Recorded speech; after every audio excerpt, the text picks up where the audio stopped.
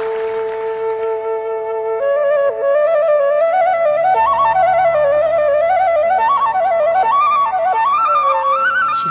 परमात्मने नमः।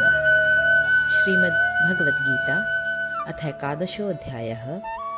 अर्जुन बोले, मुझ पर अनुग्रह करने के लिए आपने जो परम गोपनीय अध्यात्म विषयक वचन अर्थात उपदेश कहा, उससे मेरा यह अज्ञान नष्ट हो गया है। क्योंकि हे कमल नेत्र, मैंने आपसे भूतों की उत्पत्ति और प्रलय विस्तार पूर्वक सुने हैं तथा आपकी अविनाशी महिमा भी सुनी है।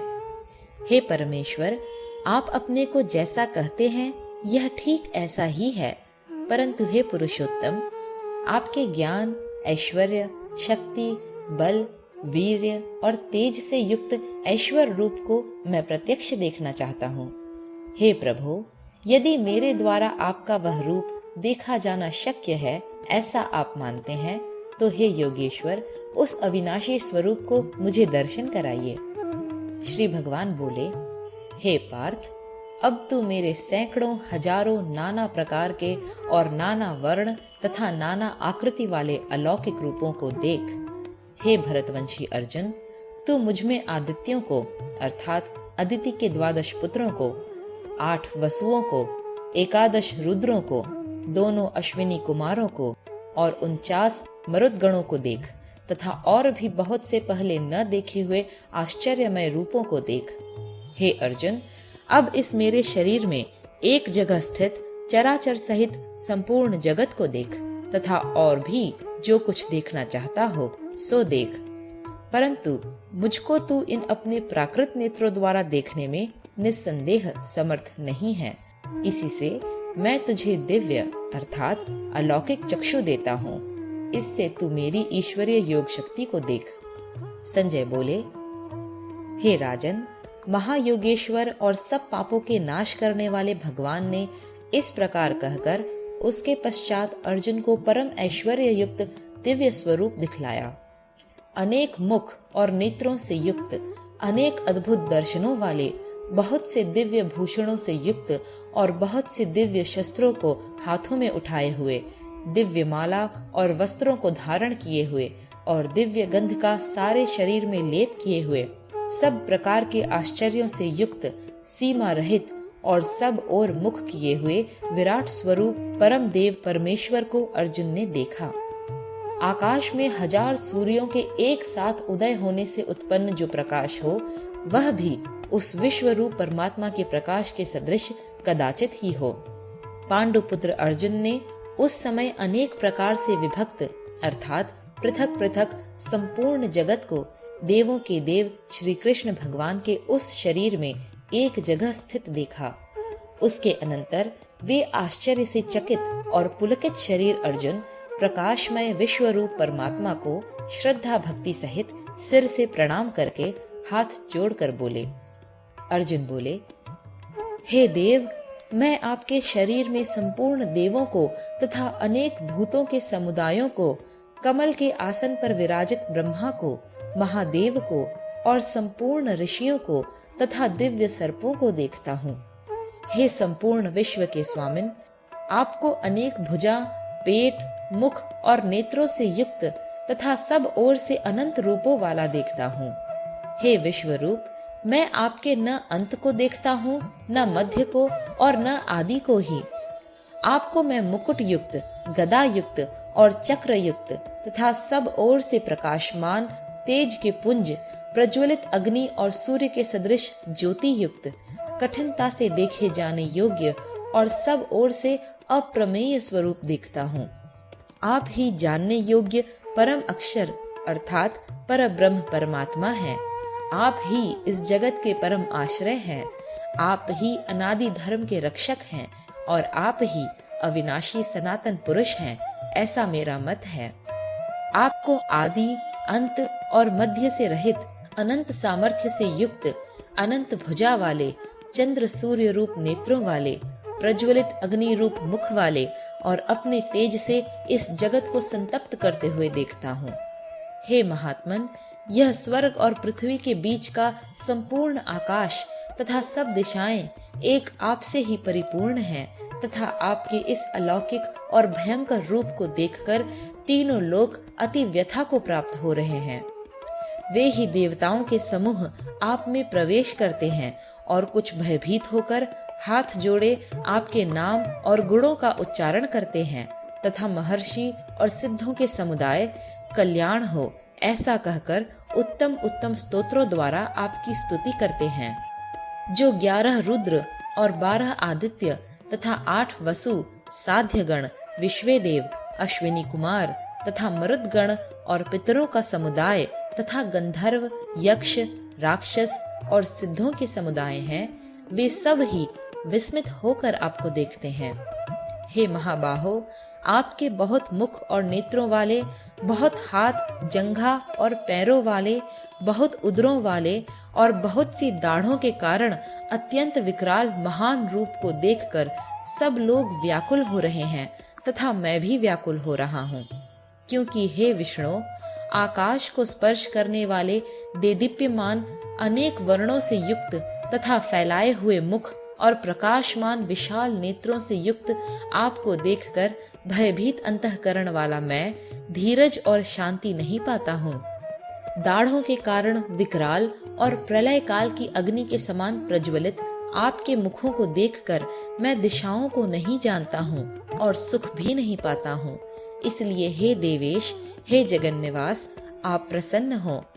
वे सभी धृतराष्ट्र के पुत्र राजाओं के समुदाय सहित आप में प्रवेश कर रहे हैं और भीष्म पितामह, द्रोणाचार्य तथा वह कर्ण और हमारे पक्ष के भी प्रधान योद्धाओं के सहित सब के सब आपके दाढ़ों के कारण विकराल भयानक मुखों में बड़े वेग से दौड़ते हुए प्रवेश कर रहे हैं और कई एक चूर्ण हुए सिरों सहित आपके दांतों के बीच में लगे हुए दिख रहे हैं।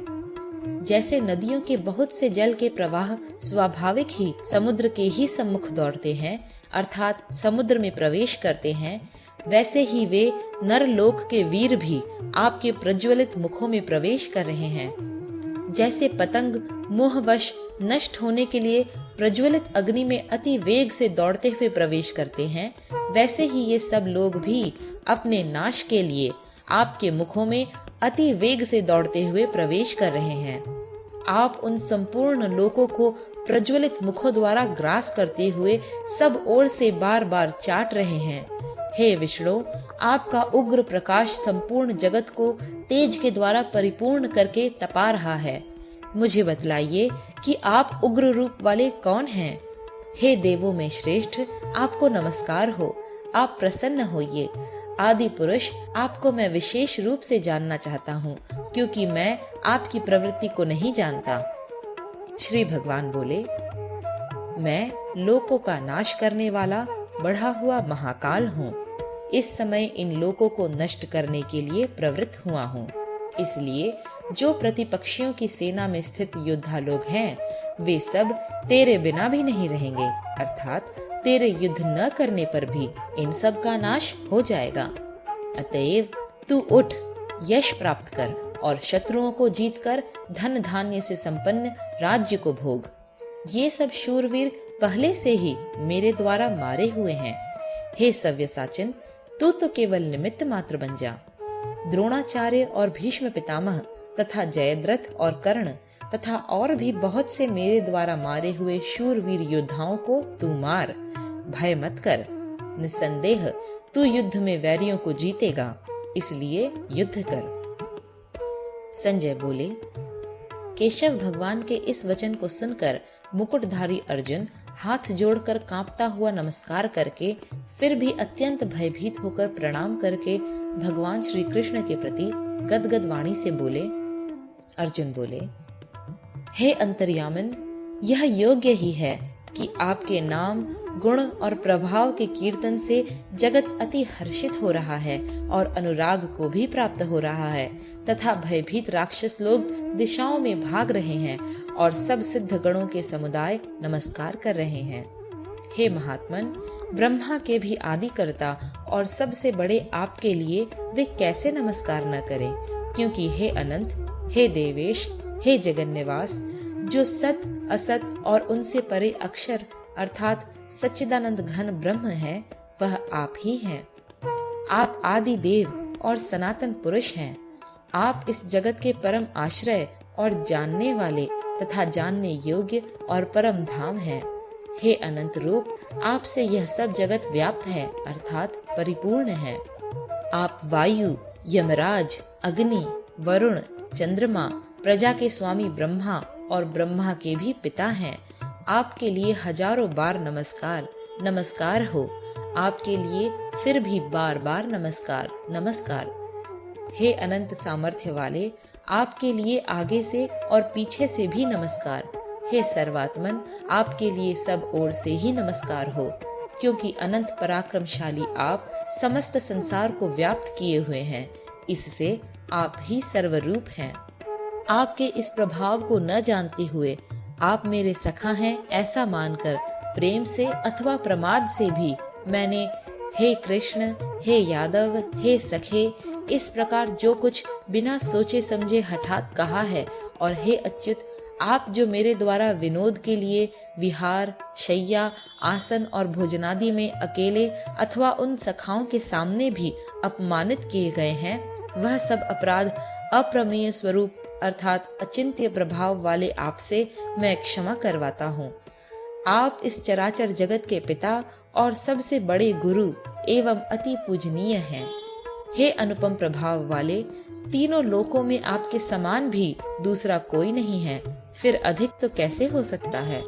अतएव हे प्रभो, मैं शरीर को भली भांति चरणों में निवेदित कर प्रणाम करके स्तुति करने योग्य आप ईश्वर को प्रसन्न होने के लिए प्रार्थना करता हूँ। हे देव, पिता जैसे पुत्र के, सखा जैसे सखा के और पति जैसे प्रियतमा पत्नी के अपराध सहन करते हैं, वैसे ही आप भी मेरे अपराध को सहन करने योग्य हैं। मैं पहले न देखे हुए आपके इस आश्चर्यमय रूप को देखकर हर्षित हो रहा हूँ और मेरा मन भय से अति व्याकुल भी हो रहा है। इसलिए आप उस अपने चतुर्भुज विष्णु रूप को ही मुझे दिखलाइए। हे देवेश, हे जगन्निवास, प्रसन्न होइए। मैं वैसे ही आपको मुकुट धारण किए हुए तथा गदा और चक्र हाथ में लिए हुए देखना चाहता हूँ। इसलिए हे विश्वस्वरूप, हे सहस्त्रबाहो, आप उसी चतुर्भुज रूप से प्रकट होइए। श्री भगवान बोले, हे अर्जुन, अनुग्रह पूर्वक मैंने अपनी योग शक्ति के प्रभाव से यह मेरा परम तेजोमय, सबका आदि और सीमा रहित विराट स्वरूप तुझको दिखलाया है, जिसे तेरे अतिरिक्त दूसरे किसी ने पहले नहीं देखा था।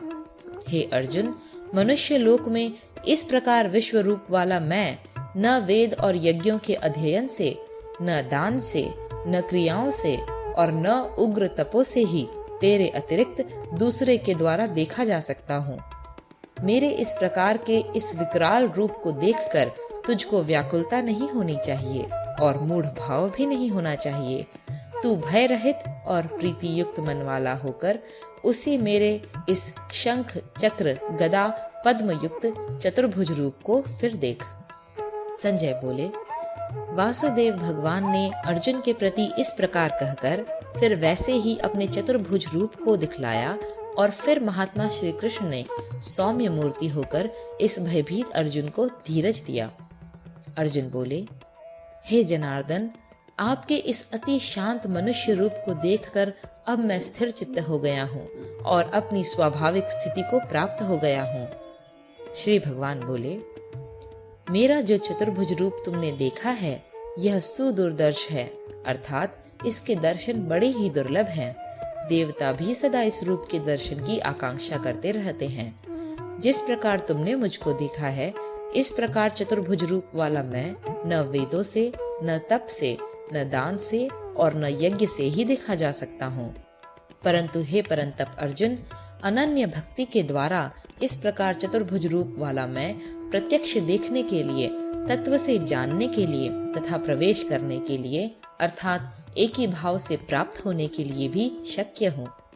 हे अर्जुन, जो पुरुष केवल मेरे लिए ही संपूर्ण कर्तव्य कर्मों को करने वाला है, मेरे परायण है, मेरा भक्त है, आसक्ति रहित है और संपूर्ण भूत प्राणियों में वैर भाव से रहित है, वह अनन्य भक्ति युक्त पुरुष मुझको ही प्राप्त होता है।